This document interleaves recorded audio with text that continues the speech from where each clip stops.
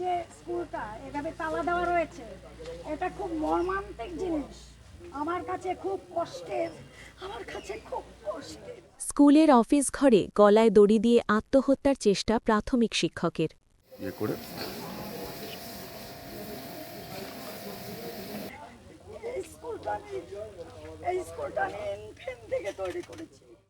উত্তর ২৪ পরগনার বাগদা ব্লকে এক প্রাথমিক স্কুল শিক্ষকের আত্মহত্যার চেষ্টার ঘটনাকে ঘিরে চাঞ্চল্য ছড়িয়েছে।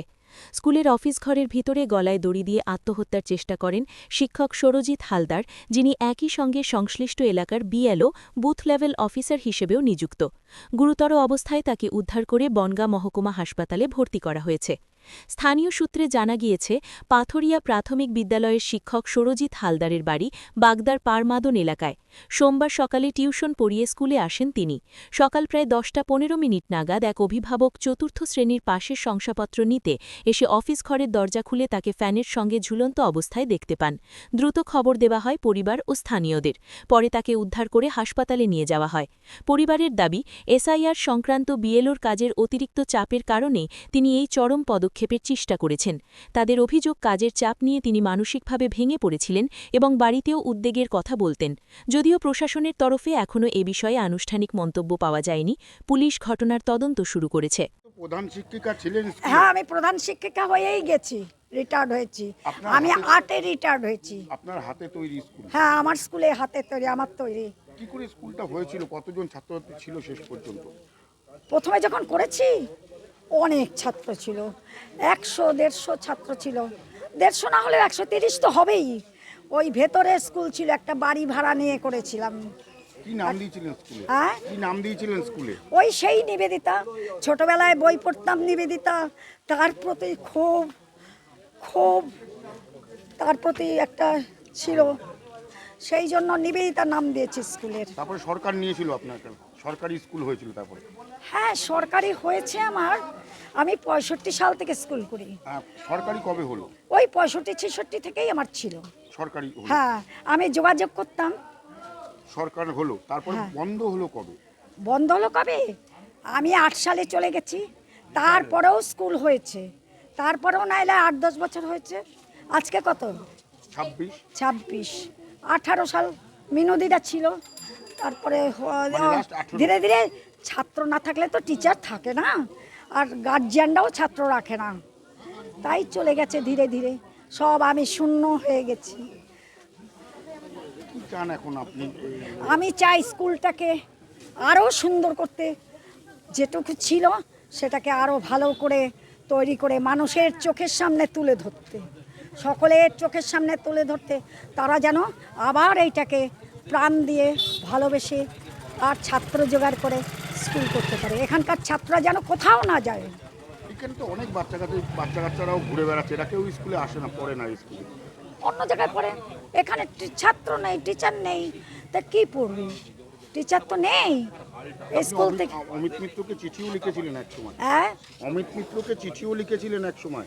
লিখেছিলাম সবাইকেই চিঠি, একটা না অনেকগুলোই চিঠি লিখেছি। কাকে কাকে চিঠি দিয়েছিলেন? আমার মনে নেই গো। সরকারি সব দপ্তরে জানিয়েছিলেন? হ্যাঁ হ্যাঁ, সব দপ্তর মানে শিক্ষা দপ্তরে। শিক্ষা দপ্তরে জানিয়েছিলেন? হ্যাঁ, শিক্ষা দপ্তর জানিয়েছে, অন্য দপ্তরে জানিয়ে তো লাভ নেই। আপনার নামটা? আমার নাম কৃষ্ণা ব্যানার্জি। স্কুল তো দীর্ঘদিন ধরে বন্ধ হয়ে পড়ে আছে। আপনারা সেটা দেখেও বুঝতে পারলেন যে স্কুলের বর্তমান যে প্রাথমিক শিক্ষা ব্যবস্থা, এটা তো একদম তলানিতে চলে গেছে। আর এরকম যে শুধু একটা স্কুল না, আমাদের আশেপাশে নাকের ডগায় প্রচুর স্কুল এরকম প্রতিদিন বন্ধ হয়ে যাচ্ছে, প্রতিদিন। তার কারণ হচ্ছে, যদি আমি অন্যান্য খাতে আমার যে রাজস্ব বরাদ্দ সেটা যদি অন্যান্য খাতে দিয়ে দিই, তাহলে তো স্কুল, প্রাইমারি স্কুল বন্ধ হবে। যেই মানুষটা আজকে টোটো চালিয়ে দৈনন্দিন অনেক পরিশ্রম করে বাজারে সবজি বিক্রি করে কিছু অর্থ রোজগার করছে, আর বর্তমানে যে শিক্ষা ব্যবস্থা সব বেসরকারিকরণ, ওই ডগলাস, ওই সেন্ট জেভিয়ার্স, ওই জোসেফ, ওই সব স্কুলে পড়ানোর মতন তাদের উপার্জন নেই। তার জন্য তারা আজকে বেছে নিয়েছিল এই সরকারি স্কুলগুলোকে। আর এই সরকারি স্কুলগুলোকে আমাদের দিদিমণি, আজকে ওনাকে কী বলবো, আমি ঘুমন্ত দিদিমণি বলবো, না জাগ্রত দিদিমণি বলবো, না ভাতা দিদিমণি বলবো, না শিক্ষাশ্রী দিদিমণি বলবো, আমার বলার কোনো ভাষা নেই। কিন্তু বন্ধুরা, তোমরাও বুঝতে পারছো যে এভাবেই স্কুলগুলোকে বন্ধ করে দেওয়া হচ্ছে।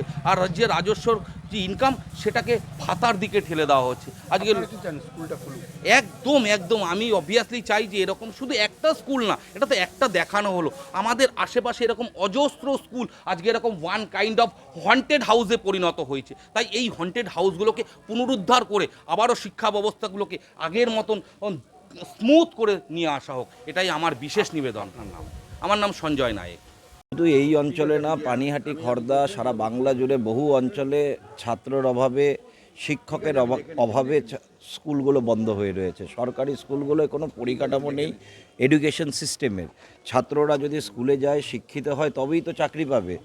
তা না করে লক্ষ্মীকে ভাতা দিয়ে, সুরক্ষা নিশ্চিত না করে, চাকরি নিশ্চিত না করে, ভবিষ্যৎ নিশ্চিত না করে ভাতা দিয়ে মুখ বন্ধ করে রাখার একটা চেষ্টা। বাংলার মানুষ এই প্রতারণার থেকে মুক্তি চায়। কতদিন ধরে বন্ধ, এইভাবে বন্ধ হয়ে? বিগত 10 বছর ধরে স্কুল বন্ধ। এরকম বহু স্কুল বন্ধ রয়েছে যে স্কুলগুলোর কোনো পরিকাঠামো নেই যে সংস্কার করে চালু করবে। এনারা যখন এলাকার কাউন্সিলর হয়তো কোনোদিন দেখতেও আসেনি। দেখুন না স্কুলটার কি অবস্থা, স্কুলটা পরিষ্কারও করায়নি। না, আমি যেটুকু খবর পেয়েছি এটা প্রায় নিয়ার অ্যাবাউট 10 থেকে 12 বছর বন্ধ রয়েছে প্রাইমারি স্কুল। এটা হচ্ছে পানিহাটির 35 নম্বর ওয়ার্ড, খড়দা বিধানসভার মধ্যে পড়ে। এবং ওখানে লাস্ট যিনি বর্দি ছিলেন, আমি তাকে ব্যক্তিগতভাবে খুব ভালো চিনি, কৃষ্ণা ব্যানার্জি। তার সাথেও আমার কথা হয়েছে, তিনিও কাগজপত্র শিক্ষা দপ্তরকে জমা দিয়েছেন যাতে এখানে যদি স্কুলের পরিবর্তে যেন কোনো কারিগরি শিক্ষা কেন্দ্র হয়, যাতে মহিলারা ওখানে কর্মসংস্থান বা কাজ শিখতে পারে, সেরকম একটা যদি করা যেতে পারে। 5 কাঠার উপরে জমি আছে, ওটায় পুরোটাই বাউন্ডারি দিয়ে ঘেরা এবং জমা দেওয়া আছে শিক্ষা দপ্তরে। আশা করছি আগামী দিনে এটা স্কুল হোক বা কোনো কারিগরি শিক্ষা দপ্তরের স্কুল হোক, কোনো কিছু একটা হবে। কত বছর ধরে বন্ধ? এটা 10 থেকে 12 বছর বন্ধ রয়েছে। এলাকাবাসীরা বলছেন যে আমাদের লক্ষ্মীর ভান্ডার চাই না, আমাদের স্কুল চাই। এটা খুব ভালো কথা, অবশ্যই এটা। কিন্তু তারা লক্ষ্মী ভান্ডারও নেবে, স্কুলও চাইবে। স্কুলটা তো সবার জন্য, অতএব আমরা সবাই চাই স্কুলগুলো চলুক। অ্যাকচুয়ালি এখন মানুষের মেন্টালিটি হয়ে গেছে, আমি আমার বাচ্চাকে ইংলিশ মিডিয়ামে পড়াবো আর আমি চাকরি করব সরকারি স্কুলে। এটা হচ্ছে মানুষের মেন্টালিটি। আমি চাকরি করব সরকারি স্কুলে, কিন্তু আমার বাচ্চাকে পড়াবো ইংলিশ মিডিয়াম স্কুলে। তার জন্য স্টেট গভর্নমেন্টের পক্ষ থেকে এখন ওয়েস্টবেঙ্গল বোর্ডের পক্ষ থেকেও ইংলিশ মিডিয়াম স্কুল খোলা হচ্ছে, চলছে। আমাদের এখানে যেমন আগরপাড়া নেতাজি খোলা হয়েছে, আদর্শ খোলা হয়েছে, এবং আমাদের নতুন অমরাবতী মোড়েও নতুন ইংলিশ মিডিয়াম স্কুল খোলা হয়েছে। এবং আগামী দিনে এই নির্বাচনের পরে এটা নিয়ে আমরা চিন্তা ভাবনা করছি, এটাকে কোনো যদি school, primary school English medium করা যায়, কিংবা কারিগরি শিক্ষা দপ্তরের আন্ডারে নিয়ে এটা মহিলাদের কোনো হাতের কাজ শেখানোর স্কুল করা যায়, তার চিন্তা ভাবনা আছে, আমরা এটা করবো।